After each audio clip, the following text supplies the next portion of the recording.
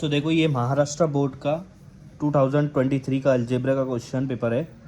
तो पहला क्वेश्चन आपका चूज द करेक्ट अल्टरनेटिव होता है जिसको हम लोग एमसीक्यू कहते हैं। तो पहला क्वेश्चन हम लोग सॉल्व करेंगे। पहला क्वेश्चन का क्वेश्चन नंबर 1A का फर्स्ट क्वेश्चन है। फर्स्ट क्वेश्चन क्या बोला है, to draw the graph of 4x plus 5y is equal to 19।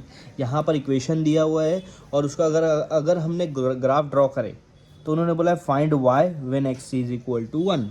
y find out करना है जब x 1 हो तो, y फाइंड आउट करना है जब x 1 हो तो। आपको इक्वेशन ये दिया हुआ है 4x plus 5y is equal to 19 और 4 ऑप्शन दिया हुआ है। अब उन्होंने यहाँ पर बोल दिया कि x की वैल्यू क्या है, क्या लेना है, 1 लेना है, तो मैं x की जगह पे 1 रख दूंगा। ठीक है, अब ये आपका टू इक्वेशन वाला 2 वेरिएबल सिंगल वेरिएबल में कन्वर्ट हो गया। 4 1 ज़ा 4 होता है plus 5y is equal to 19। मैंने 4 को इधर लेके आ जाऊँगा तो 5y is equal to 19 minus 4 क्या हो जाएगा, -4। ठीक है, -4, 19 माइनस 4 कितना होता है, 19 माइनस 4 आपका 15 आ जाएगा। अब ये 5 और y क्या है, मल्टीप्लाई में है तो इधर आकर 5 क्या हो जाएगा, डिवाइड हो जाएगा 15 से। 5 1 ज़ा 5 3 ज़ा, तो y की वैल्यू क्या आ रही है आपकी 3/1 जिसको हम लोग बोलेंगे 3। ठीक है, तो आपका यहाँ पर ऑप्शन में 3 कहाँ पर है उसको टिक करना है, आपको उसको लिखना है। तो पहले का आंसर क्या है, बी है। ठीक है, अब सेकंड क्या बोला है, out of the following equation which one is not a quadratic equation. उन्होंने बोला ये चारों में से कौन सी इक्वेशन क्वाड्रेटिक नहीं है।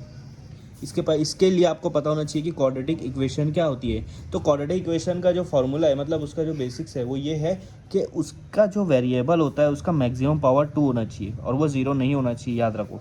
अब आप देखोगे ना तो यहाँ चारों में मैक्सिमम पावर 2 है, चारों में मैक्सिमम पावर क्या है, 2 है। ठीक है, तो हम कैसे फाइंड आउट करेंगे कि इसमें से कौन सा जो क्वाड्रेटिक इक्वेशन नहीं है। ठीक है, मैं फिर लास्ट वाले से लेता हूँ। ये देखो 2x minus x square is equal to x square plus 5।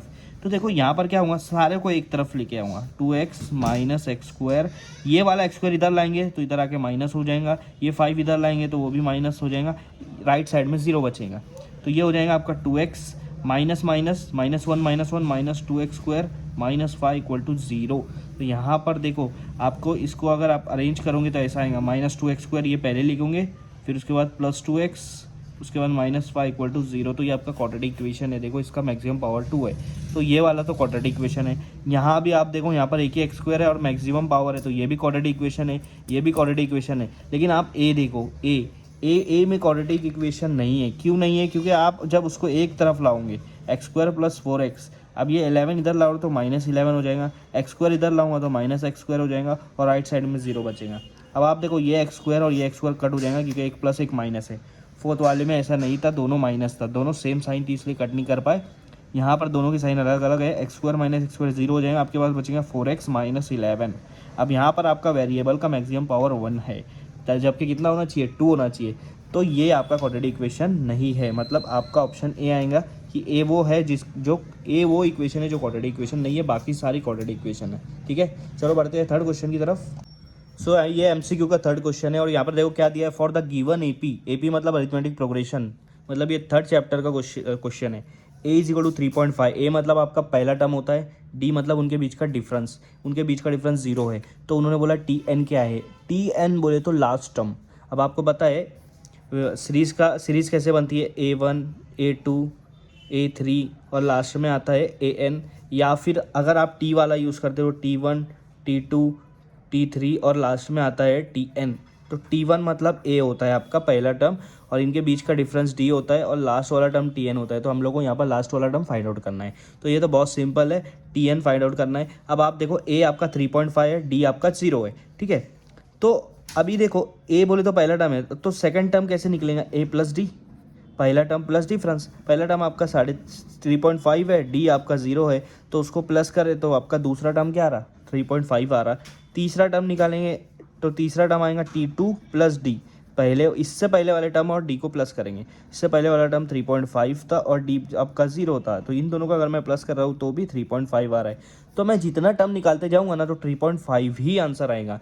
मतलब सिंपल सा कंसेप्ट है, अगर डिफरेंस आपको 0 दिया है ना तो ये जो आपका सीरीज़ बनेगा ये सेम बनेगा, जो पहला है वही आगे तक के वही जाएगा, उसमें कोई चेंज नहीं आएगा। 3.5 3.5 3.5 3.5 3.5 कोई चेंज नहीं आएगा। तो लास्ट टर्म क्या रहेगा, वो भी 3.5 ही रहेगा। तो आपका ऑप्शन यहाँ पर बी आएगा। ठीक है, 3.5 लास्ट टर्म भी वही रहेगा। अब देखो फोर्थ क्वेश्चन आपका दिया, if n of A is equal to 2, P of A is equal to 1/5, then n of S is equal to what, और 4 ऑप्शन दिए। ये क्वेश्चन प्रोबेबिलिटी का है। प्रोबेबिलिटी में प्रोबेबिलिटी ऑफ ए का फॉर्मूला होता है number of element in A divide by number of element in S, ठीक है। अब number of element in A upon number of element in S, ठीक है, इसमें वैल्यू पुट कर देते हैं। पी ऑफ ए का दिया हुआ है यहाँ पर 1/5, तो यहाँ पर 1/5 रख दूंगा। एन ऑफ ए दिया है 2, एन ऑफ एस हमको फाइंड आउट करना है। अब क्या करूँगा, ये वाला जो डिवाइड है उधर जाके मल्टीप्लाई करूँगा 1 से, तो 1 multiply by n of S, और ये वाला 5 जो डिवाइड है ये इधर जाके 2 से मल्टीप्लाई करूँगा, 2 मल्टीप्लाई बाय 5। अब कोई भी चीज़ 1 से मल्टीप्लाई होता है तो वो खुद होता है, 2 5 से क्या होगा 10, तो एन ऑफ एस क्या आ गया आपका 10 आ गया। मतलब यहाँ पर ऑप्शन में 10 कहाँ पर है, ए, तो ए आपका राइट आंसर है। तो ये 4 एमसीक्यू के क्वेश्चन यहाँ पर आपके सॉल्व हुए हैं। अब क्वेश्चन नंबर सेकंड में मतलब 1 का बी पार्ट में हम लोग जाएंगे। ये देखो क्वेश्चन नंबर 1 का बी है, ठीक है। अब क्वेश्चन नंबर 1 के बी में 4 क्वेश्चन पूछे जाते हैं और चारों क्वेश्चन 1-1 मार्क के होते हैं, जिस हिसाब से हमारा ये पूरा क्वेश्चन सब क्वेश्चन जो होता है वो 4 मार्क्स का होता है। अब आप देखो पहला क्वेश्चन दिया हुआ है, find the value of following determinants. आपको पता है डिटर्मिनेंट्स कौन से चैप्टर में आता है, ठीक है। तो डिटर्मिनेंट्स यहाँ पे फाइंड आउट करना है। ये पहले चैप्टर का है। क्रैमर्स रूल के अंदर पहले हम लोग को डिटर्मिनेंट्स फाइंड आउट करना पड़ता है। बहुत सिंपल है, ये फाइंड आउट करना है, इसका आपको 1 मार्क मिलेगा। क्या करना है, ये दोनों को पहले मल्टीप्लाई करो, 4 और 7 को। तो 4 और 7 को मैंने यहाँ पे मल्टीप्लाई कर दिया, बीच में माइनस रखो, फिर 3 और 2 को मल्टीप्लाई करो, 3 मल्टीप्लाई बाय 2। अब देखो एक मार्क का क्वेश्चन है तो आपको सिंपल क्वेश्चन पूछे जाएंगे यहाँ पर। 7 4 ज़ा 28, 3 2 ज़ा 6, और 28 में से 6 गया तो कितना बचेगा 22, तो इसका आंसर है 22। तो 1 मार्क आपको यहाँ पर मिल जाएगा। अब सेकंड क्वेश्चन देखते हैं। सेकंड क्वेश्चन में दिया है find the common difference of the following AP. ये है अरिथमेटिक प्रोग्रेशन का क्वेश्चन, और यहाँ पर आपको सीरीज दिया है 2 4 6 8। अब इसका आपको कॉमन डिफरेंस निकालना है। अब कॉमन डिफरेंस कैसे निकालते हैं, कॉमन डिफरेंस किसको बोलते हैं, मैं यहाँ पर आपको चारों को हम लोग बोलेंगे T1 T2 T3 और T4। ये टर्म 1 है, टर्म 2 है, टर्म 3 है, टर्म 4 है। तो मैं क्या करूँगा, T2 में से T1 पहले माइनस करूँगा, 4 में से 2 माइनस करूँगा, तो मेरे को डिफरेंस मिल जाएगा 2, ठीक है। अब दूसरा डिफरेंस निकालना है तो T3 में से T2 माइनस करूँगा, T3 माइनस T2 करूँगा मैं, 6 माइनस 4, तो मेरे को तब भी मिल जाएगा 2। तीसरा डिफरेंस निकालेंगे हम लोग T4 minus T3, T4 minus T3 निकालेंगे, 8 माइनस 6, तो तब भी मिल रहा है 2। अब ये तीनों का डिफरेंस सेम आ रहा है, इसी को हम लोग बोलते हैं कॉमन डिफरेंस। तो कॉमन डिफरेंस हमारा क्या रहेगा, 2 रहेगा, ठीक है। अब थर्ड क्वेश्चन की तरफ बढ़ते हैं। थर्ड क्वेश्चन क्या है, on certain article if the rate of CGST is 9%, what is the rate of SGST, ठीक है। अगर CGST का रेट 9% है तो SGST का रेट क्या होगा। अब आपको ये पता होना चाहिए CGST क्या होता है, SGST क्या होता है। तो CGST सेंट्रल गवर्नमेंट का यहाँ पर GST होता है, और SGST स्टेट का GST होता है, ठीक है। तो आपको मैं बता देता हूँ, GST जब होता है तो ये 2 चीज़ में कन्वर्ट हो जाता है, दो भाग में हो जाता है। आधा CGST को मिलता है और आधा SGST को मिलता है। तो मतलब अगर आपका 18% GST है तो 9% CGST के पास जाएगा, 9% SGST के पास जाएगा। तो जितना ही CGST को जाता है उतना ही SGST को जाता है। अब यहाँ पर दिया है कि रेट ऑफ CGST क्या है, 9% है, तो SGST कितना होगा। तो याद रखो, रेट ऑफ CGST जितना होता है रेट ऑफ SGST भी उतना ही होता है, सेम जाता है दोनों को। तो CGST अगर 9% है तो SGST कितना आएगा, वो भी 9% आएगा। तो रेट ऑफ SGST आपका आ गया 9%, सेम जितना CGST उतना ही SGST है, ठीक है। तो ये आपको सॉल्व करना है। अब बढ़ते हैं क्वेश्चन नंबर 4 की तरफ। इसी के देखो ये आपका फोर्थ क्वेश्चन है, ये भी 1 मार्क के लिए है। और क्वेश्चन क्या पूछा है, if 1 coin is tossed right the sample space S। Sample space क्या होता है, सैम्पल स्पेस वो होता है कि मैक्सिमम पॉसिबिलिटी कितनी होगी। मतलब अगर आप जा रहे हो, आप रोड से जा रहे हो और रोड का आगे 2 टर्न है, एक तो राइट तरफ एक लेफ्ट तरफ, तो आप कहाँ जा सकते हो, या तो राइट जा सकते हो या तो लेफ्ट जा सकते हो। अगर फॉरवर्ड जा रहे हो तो आपके पास मैक्सिमम पॉसिबिलिटी 2 है, या तो राइट या तो लेफ्ट। तो ये आपका सैम्पल स्पेस हो जाएगा राइट या तो लेफ्ट, ठीक है। अब यहाँ पर बोला है कि 1 कॉइन इज टॉस, एक कॉइन को टॉस करना है, तो उसका सैम्पल स्पेस क्या होगा। अब एक कॉइन टॉस कर रहे तो उसके 2 ही पॉसिबिलिटी आ सकती है। मैं सैम्पल स्पेस लिख देता हूँ, 2 ही पॉसिबिलिटी आ सकती है, या तो वो टेल आएगा या तो वो हेड आएगा, क्योंकि यहाँ पर सिर्फ एक ही कॉइन टॉस हो रहा है, ठीक है।